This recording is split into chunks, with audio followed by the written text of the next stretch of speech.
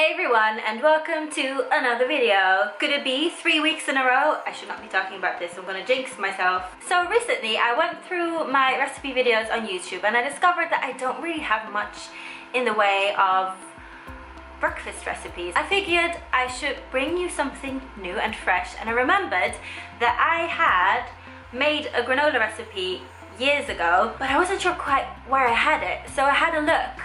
I had a look through my incredibly sophisticated recipe sorting system of an envelope with random pieces of scraps of paper with ingredients. So I dug in here and I found my granola recipe and I adjusted it a little bit and I came up with this amazing, delicious granola, because when you buy granola in the shop, most of the time it's got honey, and honey is not vegan, so we don't want any of that. So there are a few brands now actually. I think Kellogg's, yeah, pretty sure Kellogg's does a vegan brand now that doesn't have any honey, which is fantastic. They also have a version that doesn't even have much sugar either, which is good, but they still use oil, and if you followed me for a while, you know that this is a no oil zone, you know. I mean, I eat oil sometimes, but if I'm going to make a recipe and show you something, it's not going to have any oil. So this version is oil-free, low in fat, full of healthy grains, and just really good for you, and also, very importantly, very tasty. Anyway, let's just start cooking. I don't know if you can hear it, but my oven is already going. I made this morning and there's another batch in the oven, so through the magic of YouTube, of video editing, I'm going to show you how to make this delicious granola. Let's get started.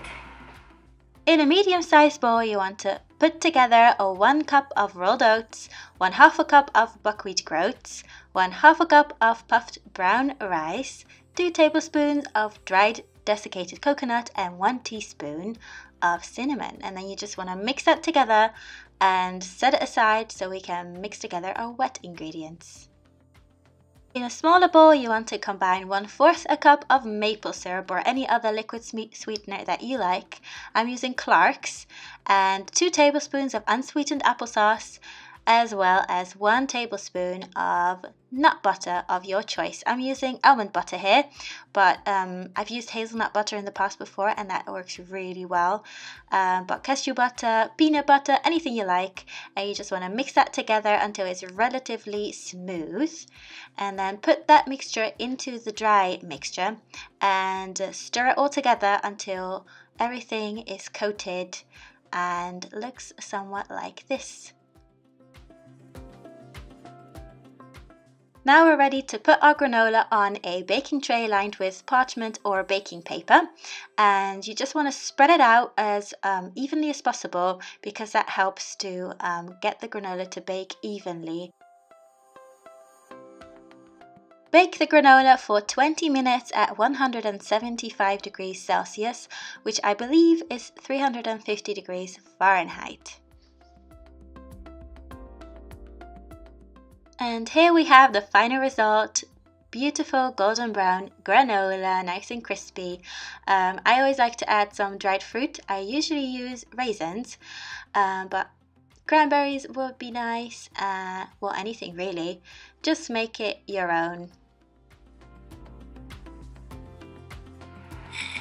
Did you guys make it? I hope you did, because it's really good. I'm going to taste a little bit so you can see my, live reaction.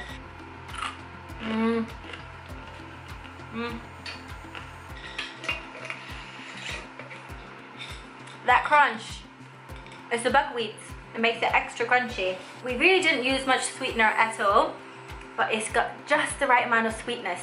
It's really nice, really lovely. You've got a bit of that like earthy, sort of woody flavor of the buckwheat. I don't know how to describe it. If you've had buckwheat before, you'll understand what I mean. It's kind of like a nutty flavor, and yeah, it's just good, you guys. I recommend putting this with almond milk or with soy yogurt. You could put it in, one of those mason jars and be like all Instagram, be like a fancy Instagrammer and put your food in mason jars. I do that sometimes and then I feel really embarrassed at work, like, you know, like I'm trying to be super fancy. But I do that. It looks really pretty, and you can of course top your smoothie bowls with it. You could just snack on it. Well, that's it folks. I hope you enjoyed it. Please give this video a like if you did, and comment below what your favorite type of granola is. If you want to, you can follow me on Instagram, where I post very sporadically, which is, you know, whenever you hear someone talk about social media and how to do it, they always say post as sporadically as possible. People love not knowing when you're going to post. People love not being able to count on you. So if that's your cup of tea, then follow me on Instagram, or follow me on Facebook, where I haven't posted in like years, so that's even better. Follow me everywhere, and check out my recipe book, and I'll see you maybe, possibly, next week, but no promises. We'll see.